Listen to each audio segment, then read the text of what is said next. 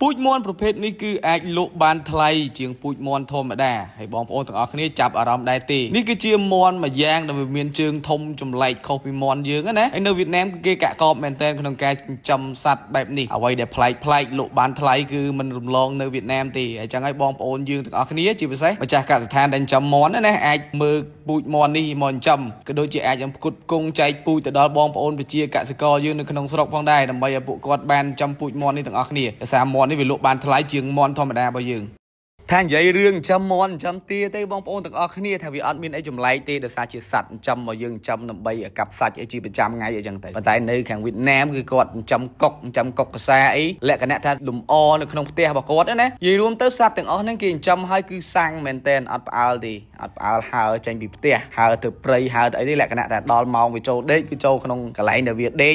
ពេលថ្ងៃដើររកចំណីឬក៏ម្ចាស់វាបាចចំណីឲ្យជាប្រចាំចឹងទៅគឺលក្ខណៈថាស្អាតមួយយ៉ាងដែរបងប្អូនទាំងអស់គ្នាហើយប្រភេទកុកកសានេះដែរជាសត្វមួយប្រភេទដែលនៅក្នុងស្រុកយើងគឺជាសត្វដែលអភិរក្សទុកណាហើយប៉ុន្តែនៅវៀតណាមក៏គេអភិរក្សដែរចឹងហើយបានគេចិញ្ចឹមប៉ុន្តែលក្ខណៈថាចិញ្ចឹមទុកជាលំអទេបងប្អូនទាំងអស់គ្នាគេមិនមែនចិញ្ចឹមលក្ខណៈថាកាប់សាច់ទេដោយសារនៅស្រុកគេហ្នឹងគេចូលចិត្តចិញ្ចឹមអ្វីប្លែកហើយសម្រាប់នៅក្នុងស្រុកយើងនឹងមានបងប្អូនណាចិញ្ចឹមកុកប្រភេទនេះអត់បាទមានជួយខមមិនម្នាក់មួយផងណាបងប្អូនទាំងអស់គ្នាគឺប្លែកមែនតើនៅស្រុកគេហ្នឹងហើយអរគុណច្រើនបងប្អូនទាំងអស់គ្នាសម្រាប់ការតាមដានទស្សនាវីដេអូនេះហើយកុំភ្លេចចុច share ម្នាក់មួយផងណាបងប្អូនទាំងអស់គ្នានៅស្រុកយើងគឺមានតែគេចិញ្ចឹមគោចិញ្ចឹមក្របីដើម្បីជំនួសកម្លាំងពលកម្មធ្វើស្រែចម្ការក៏ដូចជាកាប់យកសាច់លក់អីចឹងទៅបងប្អូនទាំងអស់គ្នាហើយចម្លែកអីទៅខាងវៀតណាមគេចិញ្ចឹមអាសត្វក្តាន់នេះដើម្បីកាត់យកស្នែងលក់ហើយក្នុងមួយខែមួយឆ្នាំពេលកាត់ស្នែងវាម្ដងហ្នឹងគឺចំណេញលុយរាប់លានដុល្លារបងប្អូនហើយគឺគេទិញនាំចេញទៅលក់នៅស្រុកចិនណាបងប្អូនទាំងអស់គ្នាហើយសត្វនេះដែរពីដូនពីតាវាមកជាប្រភេទពូជសត្វព្រៃបងប្អូនហើយគឺគេមិនអាចចិញ្ចឹមនៅក្នុងស្រុកបានទេប៉ុន្តែឥឡូវហ្នឹងគឺមិនជាបញ្ហាទេគេយកវាមកចិញ្ចឹមដាក់ក្នុងទ្រុងដូចជ្រូកចឹងឲ្យចំណីឲ្យស្មៅស៊ីលក្ខណៈដូចគោដូចក្របីយើងដែរគឺទំនងមែនតែនហើយសម្រាប់ស្រុកគេហ្នឹងគឺមានច្បាប់សម្រាប់ចិញ្ចឹមលក្ខណៈថាសត្វព្រៃហ្នឹងដើម្បីកាត់យកស្នែងលក់ហ្នឹងគឺអត់បញ្ហាទេអាចចិញ្ចឹមបានដោយសេរីអញ្ចឹងហើយបងប្អូនទាំងអស់គ្នាណាដែលចង់ចិញ្ចឹមនៅក្នុងស្រុកគេហ្នឹងគឺអាចចិញ្ចឹមបានព្រោះសម្រាប់នៅស្រុកយើងមិនដឹងមិនមកដែរទេបងប្អូនទាំងអស់គ្នាបើដឹងជួយប្រាប់ផងសត្វប្រភេទហ្នឹងយើងចិញ្ចឹមបានអត់ហើយបើមិនចិញ្ចឹមបានទៅទិញមកគូយកមកចិញ្ចឹមនៅផ្ទះដែរនេះមើលទៅទំនងមែនតើណាពណ៌វាស្អាតមុខវាខ្ជូតហើយសំខាន់អាសត្វហ្នឹងវាបន្តពូជលឿនណាបងប្អូនទាំងអស់គ្នាកូនញឹកដូចពពែដូចអីដែរទេប៉ុន្តែសំខាន់តវាដល់វ័យវាគ្រប់អាយុទើបវាចេញស្នែងហើយដល់ពេលចេញស្នែងមកគឺគេមិនបង្អង់យូរទេគ្រប់អាយុដែលត្រូវកាត់គឺគេកាត់ស្នែងយកទៅលក់ឲ្យបងប្អូនទាំងអស់គ្នាហើយសម្រាប់ស្នែងរបស់វាហ្នឹងគឺលក្ខណៈថាទុនទេបងប្អូនហើយគឺអត់រឹងទេណាសំខាន់គឺមើលទៅដូចទុនរបៀបដូចជាឆ្អឹងខ្ចីចឹងបងប្អូនហើយមិនដឹងថានៅស្រុកចិនគេទិញវាយកទៅធ្វើអីទេបងប្អូនណាដឹងជួយប្រាប់ផងដោយសារស្នែងវាហ្នឹងពេលគេទិញទៅគេហាន់វាជាចំណិតស្ដើងដូចចំណិតអសក់អញ្ចឹងសង្ស័យយកទៅធ្វើម្ហូបឬក៏ទៅត្រាំស្រាផឹកមិនក៏មិនដឹងដែរអញ្ចឹងហើយបានសួរបងប្អូនទាំងអស់គ្នាបើសិនជាដឹងជួយខមមិនប្រាប់ម្នាក់មួយផងថាស្នែងក្តាន់ហ្នឹងគេយកទៅធ្វើអីហើយតម្លៃវាចន្លោះពី1គីឡូប្រហែលដែរណាដោយសារមានអត់ដឹងទេហើយអរគុណច្រើនបងប្អូនទាំងអស់គ្នាសម្រាប់ការតាមដានទស្សនាវីដេអូនេះ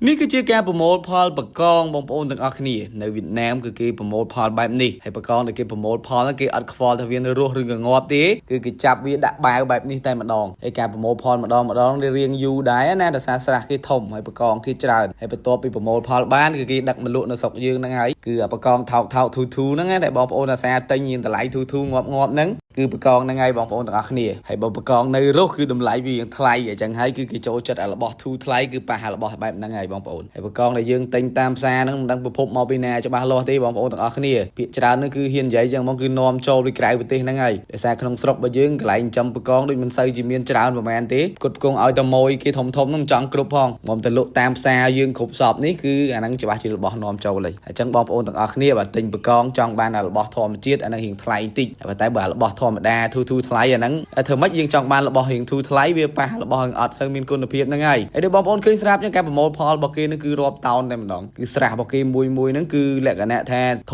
ំហើយចំបកងច្រើនហើយគេអត់មានដាក់អួនដាក់អីអូសទេបងប្អូនគឺគេយកទឹកដើម្បីបាញ់ផុកនឹងឲ្យវាខ្ពុលទៅហើយបន្ទាប់ពីបកងវាពុលទឹកគឺវាឡើងដូចច្រាំងបែបហ្នឹងហើយចឹងគេអត់មានពិបាកទេគេដើររើសយកបែបនេះតែម្ដងហើយអរគុណច្រើនបងប្អូនទាំងអស់គ្នាបាទសម្រាប់ការតាមដានទស្សនាវីដេអូនេះហើយកុំភ្លេចជួយ like share វីដេអូនេះម្នាក់មួយផងបងប្អូនទាំងអស់គ្នា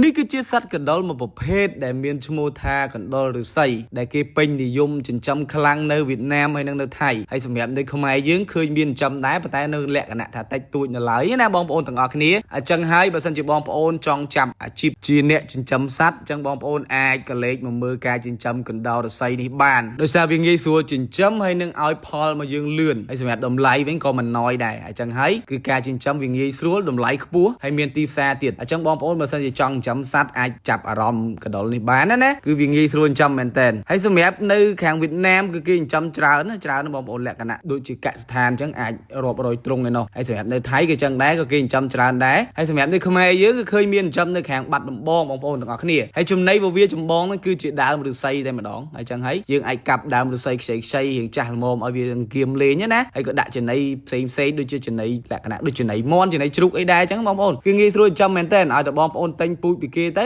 អាចសិក្សាពីការចិញ្ចឹមវាបាននៅកន្លែងដែលគេលក់ពូជចឹងគេបរិញ្ញានៅក្នុងការចិញ្ចឹមអញ្ចឹងបងប្អូនទាំងអស់គ្នាបើចាប់អារម្មណ៍អាចស្វែងរកពូជកណ្ដុរនេះមកចិញ្ចឹមបានគឺលក្ខណៈថាងាយស្រួលចិញ្ចឹមហើយបានផលលឿនហើយអរគុណច្រើនបងប្អូនទាំងអស់គ្នាកុំភ្លេច share ចែករំលែកវីដេអូនេះម្នាក់មួយផង